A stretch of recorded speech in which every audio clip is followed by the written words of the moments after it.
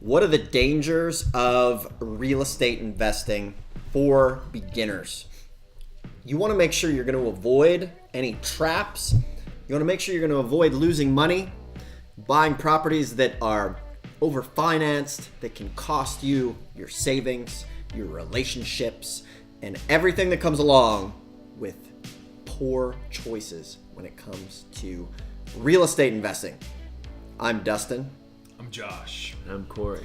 We're the Wholesale Daily Show, bringing you topics on real estate investing, wholesaling, fix and flip, tax liens, tax deeds, and the whole shebang, as they say in the Oxford Dictionary. Shebang. Shebang. Word, Shebang. Shebang. Beautiful, beautiful word. So excited to have you here today. And for a lot of you watching, you're probably in the beginner stages of your real estate investing. So let's talk about what are some of the dangers, what are the do's, what are the don'ts, what should you avoid when you're getting into real estate, because it's big, right? And most people watching this will never actually pull the trigger on getting started because they're so afraid to make mistakes. And we talked about this yesterday about how to kind of overcome that and take action. But today we really want to highlight some of the dangers and what to avoid. So we're gonna dive into that. And one of the easiest things that can happen to you is to pay too much money for a property, right? That is a huge danger. And we've definitely done that a couple times. And if you're not careful, it can happen to you as well. And especially if you're out there and you're wanting to buy a property with a mortgage or with borrowed money, you really need to kind of have your ducks in a row. And one of the things that we would obviously recommend is to start on a smaller scale. And the nice thing about wholesaling is that you don't really need much money. All you need is a little bit of money for marketing, and you need a little bit of an earnest money deposit to have a legally binding contract. So that's definitely one of the things. So we talked about in a previous episode here how to make sure, or how to calculate the after repair value and get a good idea of what the market value is on a property. One of the easiest, another way to get the market value, a simple formula would be to go on to like Zillow and see what properties in the area have sold for, similar if it's a 3-bedroom, 2-bath.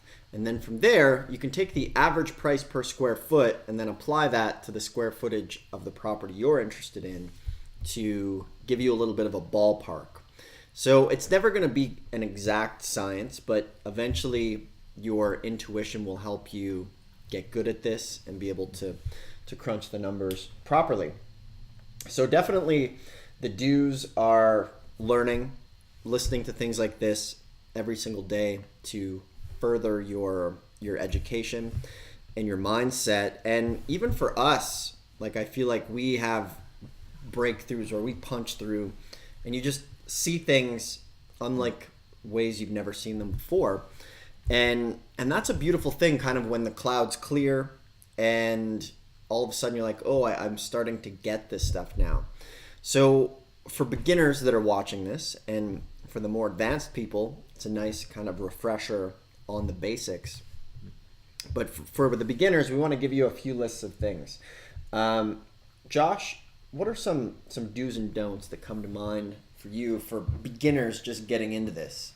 Yeah, and actually, if I may, I'd touch on this first one too about calculating ARV. And for your first deal, I'd really recommend that you just check with someone else too, get some feedback from it. And a really great resource is going to be a realtor, of course. And if you have a realtor in your pocket, or you're friends with a realtor, or if you're not friends with a realtor, become friends with a realtor and take one out for coffee or something, or pick their brain. Because even as skilled as you get, it's never going to hurt to simply bounce off the idea, off somebody else.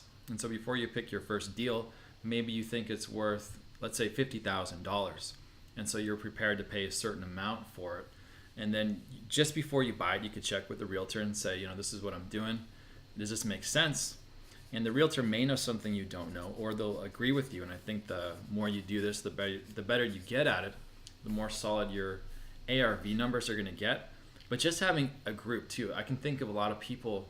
We have a couple marketing groups, and someone would put, they paid this much for the property, and I think, oh no, if you just told us first, if you told us in the group, you're going to pay this much for the house, we could have said you're overpaying. And this is easily one of the things that can be the most disastrous, because a byproduct of paying too much for a house is that your sanity will go out the window, because you then become a miracle maker, which happens to a lot of people. It's happened to us, where you then try to break reality and do things that are not possible, because now you're trying to make this deal profitable when it really can't be. And then it becomes a game of, how can I learn the most from this lesson and lose the least amount of money. So yeah, just avoiding this is going to be the best thing for you. So get that community, get that group of people. You can always ask us too here on the group. Instagram, we got a Facebook group. What's it called? Tax Lien Deeds Investors. There you go. And we're in that. So you want to get in a community, bounce ideas off of other people, so that someone else can check it while you're getting started. And of course, just practice, rehearse. That would be the biggest one. I think the second one too is not calculating rehab. And so if you're going to do a fix and flip, or you're going to wholesale the contract, either way, you've got to know how much is it going to cost to rehab this house. Because if you're wholesaling it and there's not any margin left, your marketing efforts are just going to go out the window. And so you want to make sure that you spend your money wisely, and that if you do spend the money on the earnest money deposit, or you spend the money for marketing and get people under contract, that you're assessing rehab properly. And so that's a skill that you're going to be able to fine tune, over time. And you can do lots and lots of training in advance too. There's tons of material on YouTube, Facebook. There's groups. I think those are my top two things. Really be careful with the rehab budget, and always be generous. Please be generous when you're starting out on the ARV and on rehab. Yeah.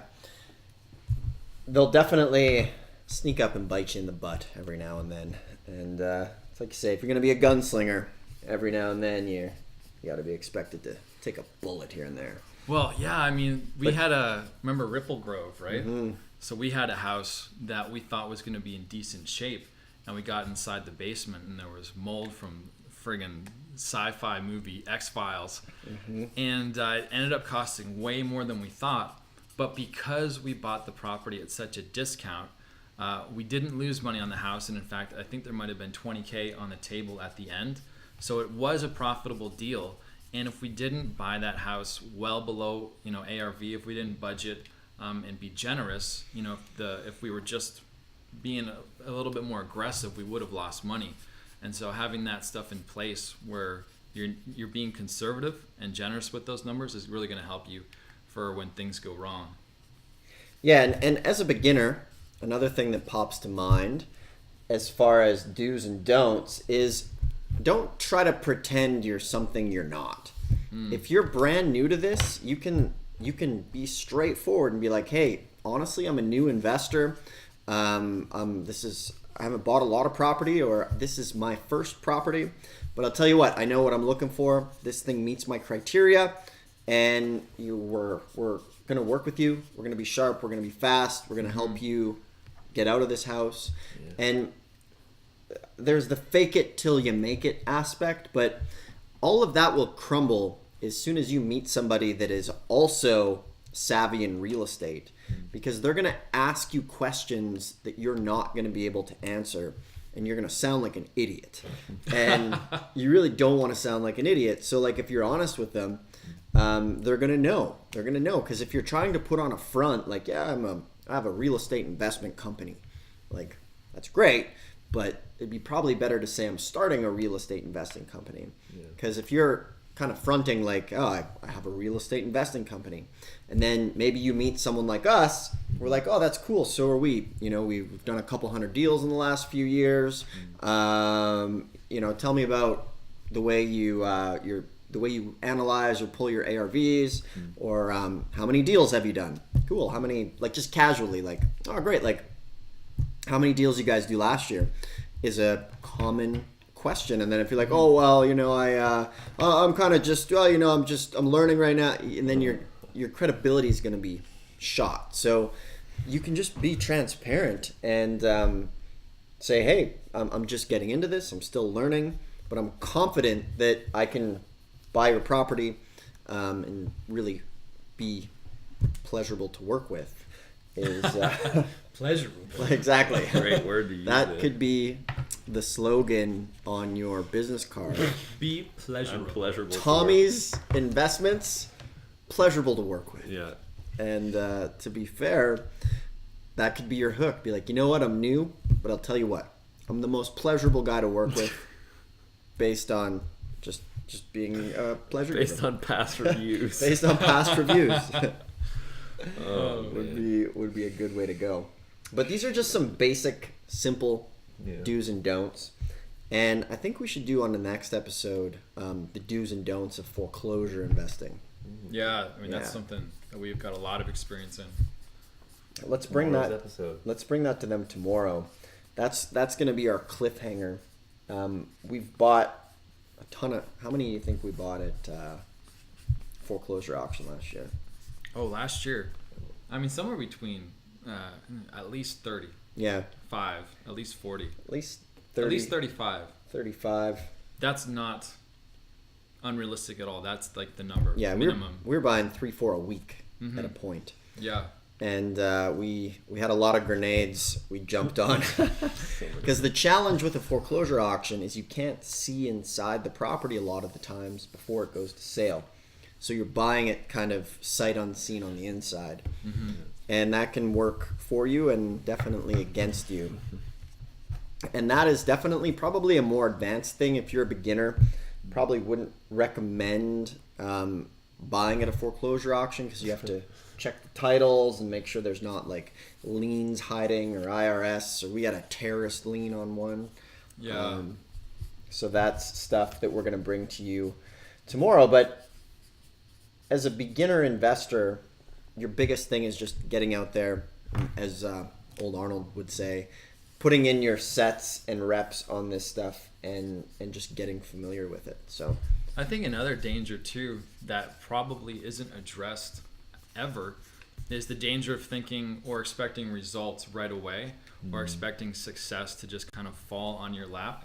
It's really easy to do a training seminar or a course and expect, within a month or 2 or 3 months to land some kind of smoking hot deal. And it's not right to think that you can experience the great success of real estate without putting the work in first. So a danger would say this doesn't work because I haven't seen it happen yet. And it may only be a couple of weeks, it may be only a month. You may have only taken one stab at it, or gone up to the plate once. And it takes time for sure, and you begin to slowly see things and get more clarity. And over that time, you find the deals, because there's a lot of deals in the past that at the time we were looking, we may have not thought they were deals, and they were deals, and vice versa. You think something's a deal and it's not. But with experience and time and practice, everything starts to just make more sense, and you start to see things like the matrix. If you're looking at it and it doesn't make sense yet, that will come in time as you hone your skills, sharpen your axe. Yeah, and it takes a while to get that axe sharp. And sometimes when you think it's sharp and you go out into the wilderness to hack down some trees, well, the tree doesn't fall down.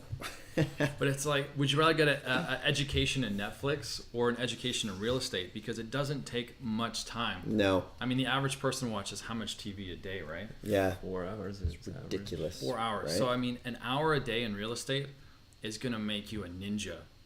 That's going to really compound over time. So this is a business that you don't need to be in full time. You can be working your job and, like I said, not have an education in Netflix, but get it in exactly. Real estate. Like, not to make you feel like old downer, but think of how much time you've probably wasted watching TV? Oh. How much time have you wasted watching stupid TV shows, watching stupid videos on the internet? Even news. The News, stupid weather. news that doesn't serve you, Yeah. celebrity gossip, Oh. Celebrity Right? gossip. My goodness. just stuff that is really like just mind-numbing. They call it passive consumption, where you're not even thinking, you're just like it's like a drug drip just stopping you. And then because you've done so much of that, you're so depleted that you have no cognitive power left to go and do what matters. So today's your day to take a stand as a newbie. These are some do's and don'ts. And once again, we're Modern REI, the Wholesale Daily Show. If you're listening to the podcast, thank you for tuning in. We'd love to hear from you in a review on YouTube. Go ahead, subscribe, hit that like button.